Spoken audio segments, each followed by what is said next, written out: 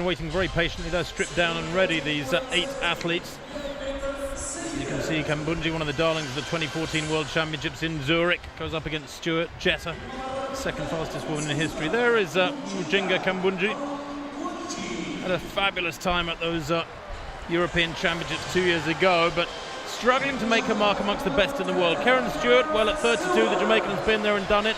World Championship silver medalist at 100 back in 2009, an Olympic medalist at that distance, this distance, in 2008. Carmelita Jetta, well, at the age of 36, she's the second fastest in history, but struggling to find her form. A couple of outings already this year, but not really hitting the straps. Elaine Thompson, World Championship silver medalist last year at 200. Look for the Jamaican to come through late in this one. Then in lane 5, Blessing Okubade, Olympic long jump medalist in 2008, but the big Nigerian, very, very quick over the sprints too. 10:79, her personal best in 2013.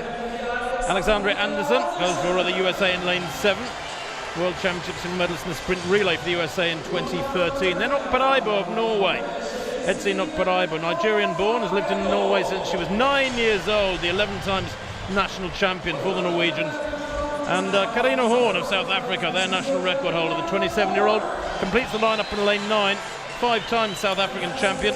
Huge fan of Arnold Schwarzenegger Horn, to the left of picture there, and she is very, very powerfully built herself.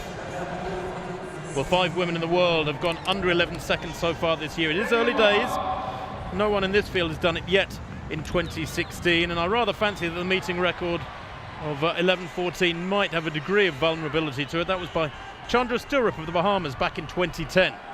But the world best of 10:80 for this year, Waituri Bui in Doha 16 days ago, is probably safe.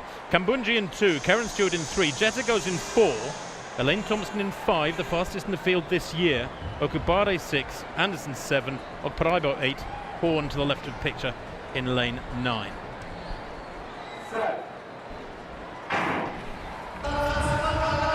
Away they go. Quickest away at the moment is Thompson beside Jetta, and leading at the moment from Stewart on the far side, coming through for a second place, and a good second place, finished very strongly, Okubade. So it was Thompson, Okubade and Stewart, 1, 2, 3, 11:04, and the wind minus 1.3 the indicator is showing.